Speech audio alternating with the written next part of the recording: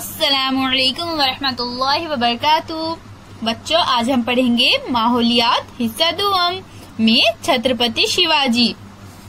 आज हम पढ़ेंगे छत्रपति शिवाजी का सबक नंबर 1, शिवाजी महाराज की पैदाइश से पहले का महाराष्ट्र। ये किसकी तस्वीर है बच्चों? ये है शिवाजी महाराज। शिवाजी महाराज बड़े मशहूर शख्स थे। हर साल लोग इनकी सालगिरह बहुत इज्जत और धूमधाम से मनाते हैं। बच्चे तो इस रोज बहुत खुश नजर आते हैं और शिवाजी महाराज के बारे में प्यारे प्यारे गीत और नज़में गाते हैं। इनकी तस्वीर को हार पहनाते हैं। बड़े जोश व खरोश के साथ शिवाजी महाराज की जय के नारे लगाते हैं। शिवाजी महाराज जिस जमाने में हो गुजरे हैं वो अहदे वस्ता कहलाता है। यानी शिवाजी महाराज का जो जमाना है बच्चों, उसे अहदे वस्ता कहते हैं। इस जमाने में हर तरफ राजाओं और शाहों की अमलदारी थी। बहुत से राजा अवाम की भलाई का ख्याल रखने की बजाय ऐश व इशरत में पड़े हुए थे। लेकिन उसी जमाने में बास ऐसे राजा और बादशाह भी थे जिन्होंने अपने दौरे हुकूमत में अवाम की भलाई के काम किए। शुमाल में मुगल बादशाह अकबर और जुनूब में विजयनगर के राजा कृष्ण देवराय अपनी रियाया परवर हुक्मरानी की वजह से तारीख में मशहूर है। इनके साथ ही शिवाजी महाराज का नाम भी फख्र से लिया जाता है। शिवाजी महाराज ने महाराष्ट्र में स्वराज की बुनियाद रखी। स्वराज यानी क्या बच्चों? स्वराज यानी खुद की हुकूमत। तो शिवाजी महाराज ने महाराष्ट्र में स्वराज यानी खुद की हुकूमत की बुनियाद रखी। स्वराज के मायने हैं अपनी हुकूमत। महाराष्ट्र में शिवाजी महाराज से पहले तकरीबन 400 साल तक स्वराज नहीं था। महाराष्ट्र के बड़े से हिस्से को अहमदनगर के निजाम शाह और बेजापुर के आदिल शाह, इन दो सलातीन ने आपस में तकसीम कर रखा था। वो फराग दिल नहीं थे।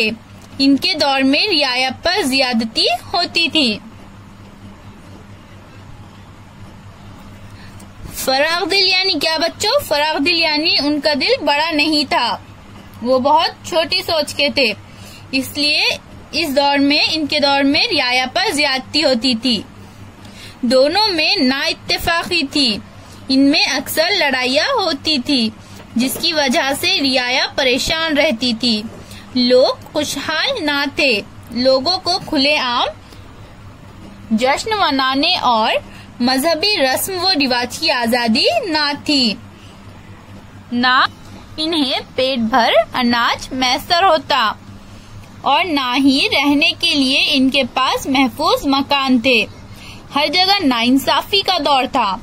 महाराष्ट्र में जगह जगह देशमुख, देशपांडे वगैरह वतनदार थे, लेकिन रियाया पर इनकी कोई तवज्जो ना थी। मुल्क से इन्हें कोई मोहब्बत ना थी। इन्हें सिर्फ अपनी वतनदारी और जागीरदारी अजीज थी। वतनदारी के लिए वो अक्सर एक दूसरे के साथ लड़ा करते थे। उनकी लड़ाइयों के नतीजे में रियाया बदहाल थी। इन तमाम बातों से अवाम तंग आ चुके थे। चारों तरफ बेइत्मीनानी फैली हुई थी। शिवाजी महाराज ने ये हालत देखे तो उन्होंने रियाया की खुशहाली के लिए मुल्क में स्वराज कायम करने का बेड़ा उठाया। झगड़ालू वतनदारों को अपना अताअत गुजार बनाया और स्वराज की बुनियाद रखने में इनसे मदद ली। रियाया के साथ नाइंसाफी करने वाली ताकतों का मुकाबला किया। जालिम हुक्मरानों को शिकस्त दी। सच्चाई और इंसाफ की बुनियाद पर हिंदवी स्वराज की बुनियाद रखी। ये स्वराज हर मजहब और फिरके के लोगों के लिए था। इसमें किसी किस्म का भेदभाव नहीं था। शिवाजी महाराज ने स्वराज में हिंदू और मुस्लिम की कोई तफरीक नहीं की। इन्होंने हर धर्म और मजहब के संतों, वलियों और बुजुर्गों की इज्जत की। शिवाजी महाराज के इन कारनामों से हमारे दिलों में जोश और वलवला पैदा होता है।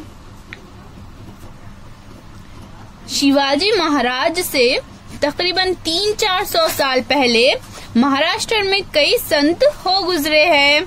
शिवाजी महाराज ने मुल्क में स्वराज कायम करने के लिए इन संतों की तालीम और हिदायतों से फायदा उठाया। संतों की इन हिदायत और तालीम का हाल हम अगले सबक में पढ़ेंगे। अल्लाह हाफिज बच्चों।